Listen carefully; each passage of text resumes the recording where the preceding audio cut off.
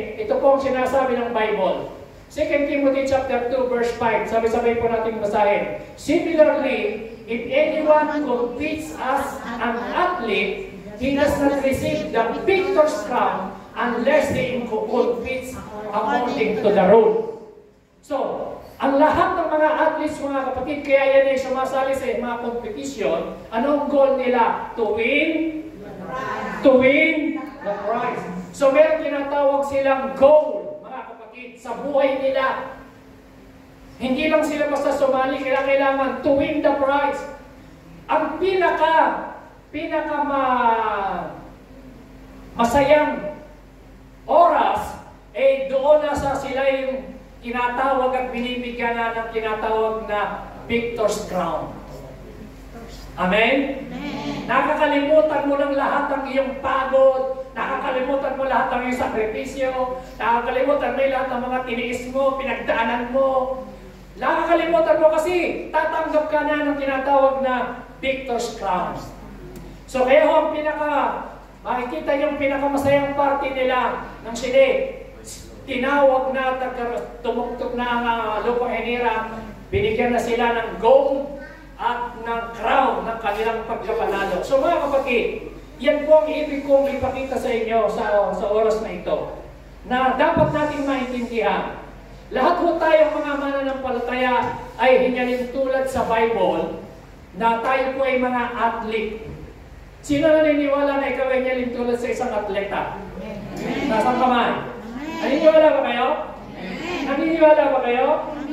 So, ang isang athlete, mga kapatid, ay nabanggit po sa Bible na bilang atleta, ang sabi ng 1 Corinthians chapter 9, verse 25, athletes work hard to win a crown. Sabihin niyo po, athletes, lakas natin, athletes, work hard to win a crown. So, yung mga atleta, nagtatrabaho sila talaga. Sakripisyo. Alam niyo po, pinag-aralan ko yung kay Carlos Loyopa, yung pagkain niya, kontrolado, yung diet niya. Kung paano siya kumakain para manatili siyang malakas hanggang sa kompetisyon. Yung mga pagkain niya, nasa ayos lahat. Yung tulog niya, nasa ayos. Yung kanyang pinupuntahan, nasa ayos. Yung oras niya ng training, nasa ayos. So, lahat may tinatawag siyang discipline sa kanyang mga ginagawa. So mga kapatid, hinyanin tulad po ng Word of God, ang sabi po ng Word of God, ang mga athletes nag-work hard yan just to win the crown. Ano po yung crown? That cannot last. Pero tayo mga Kristiyano, we do it for a crown that will last forever. Amen? Amen? Tanungin ko po kayo, yung po bang gold na napanalo na nila, madadala nila sa langit? No. Yes or no? No. Yun ho bang house and lot, mga nasa panalunan nila, ay madadala nila sa langit? No. Ibang pera madadala sa langit? No. So, ibig sabihin, yung crown nila na panalunan, maganda yun. Nagbigay ng karangalan sa sarili nila, sumikat sila, nagbigay ng karangalan sa bansang Pilipinas, nakilala ang bansang Pilipinas. Kahit nga dito sa trabaho, sabi, congratulations ako ng mga tao. Sabi niya, congratulations, yung kababayan niyo, nanalo ng gold. So, ibig sabihin, nakilala. Pero mga kapatid, yung kanilang pinagsasakripisyuhan, pinagbibigyan ng oras, pinagbibigyan ng panahon, ang tawag dito po ay crown that cannot last. Pero tayo ho, mga kapatid, yung pinagsasakripisyohan mo, pinagugugulan mo ng oras, sakripisyo, panahon, ang tawag yan, crown that will last forever. Amen? Amen?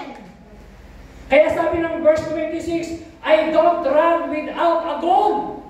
Hindi ako tumatakbo nung walang goal. So mga kapatid, ano ang goal mo? Sabi mo nga sa katabi mo, what is your goal? What is your goal in your life? Anong goal mo sa buhay?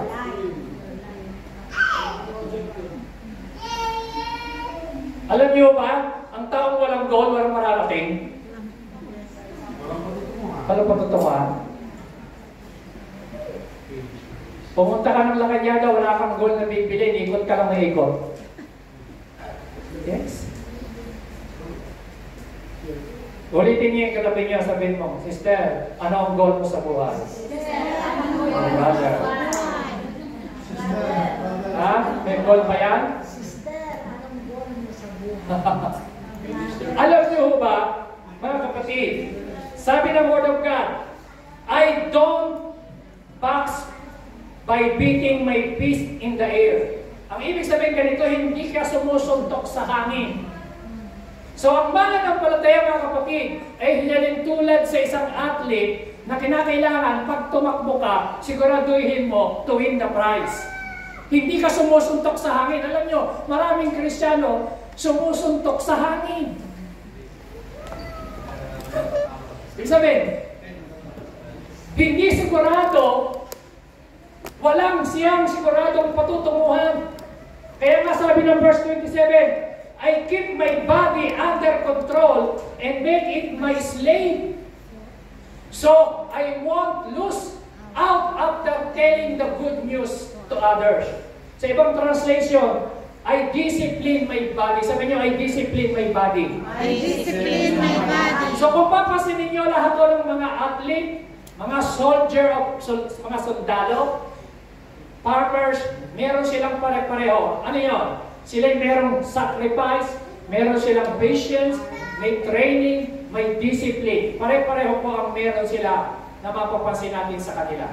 So tayo hong mga mananampalataya, dapat nating maintindihan, the goal of the Christian life is Christ-likeness. Amen? Amen.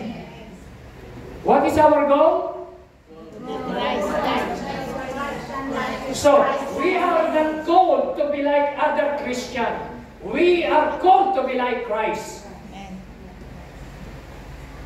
Sabihin nyo, I am called I am called to be like Christ. to be like Christ. Sabihin mo sa tabi mo, you are called You are called to be like Christ. to be like Christ.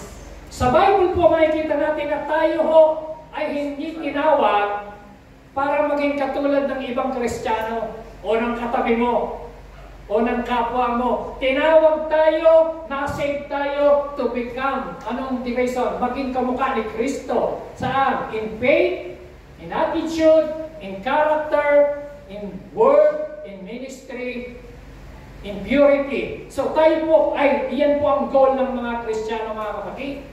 Philippians chapter 3 verse 13, kaya ang sabi po rito, of course, my brothers, I really do not think that I have already won it. Sabi ni Paul, iniisip niya, hindi naman sa nakamit niya ng lahat eh. Pero sabi niya, the one thing I do. Sabi niyo, one thing I do. One thing I do. Sabi niyo po, one thing I do. One thing I do. So hindi dalawa ha, hindi sinabi niya two things I do. Hindi sinabi niya, many things I do. One thing I do. Ano ginagawa niya? However, is to forget, to forget what is behind me and do my best to reach what is ahead. So, ang kanya pong goal, mga kapatid, kalimutan niya ang nakaraan at to press on toward the goal. Yung sa hinaharap. Yan po, tinan niyo sabi ng verse 14. Ilakas niyo ang basa.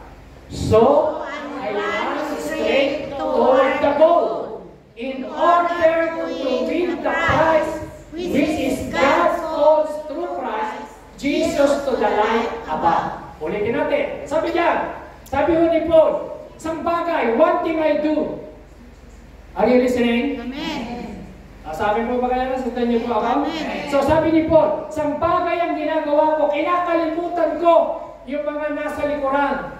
At isang bagay, sabi niya, I run straight. Sabi niyo po, I run straight. I run So straight. tuloy-tuloy siya toward the goal. Ano po yung goal na yon? To win the prize. Ano po yung prize na yon? Iyon yung tinatawag na victor's crown. Hallelujah. To become like Christ. Amen. So pag sinabi mong maturity equals to become like Christ. Maturity is equivalent to become like Christ. So yun po yung goal niya. Sabi niya, to win the prize which is God's call. Tinatawag po tayo mga kapatid. Ang original na pagkatawag ng Diyos sa mga mananampalataya ay hindi ka lang ma-born again. Hindi ka lang pumunta sa church every Sunday. Hindi ka lang makinig every sermon. Hindi ka lang hindi lang ho tayo tinawag para mabigyan ng tithes and offering. So tandaan niyo po, si Kristo ay hindi tayo iniligtas lamang sa impyerno. Hindi po siya namatay para lang ikaw ay saved sa hell. Yes, that's true. Na-save tayo because of Jesus Christ. Pero meron siyang purpose. Meron siyang layunin na kinakailangan makita natin mga kapatid.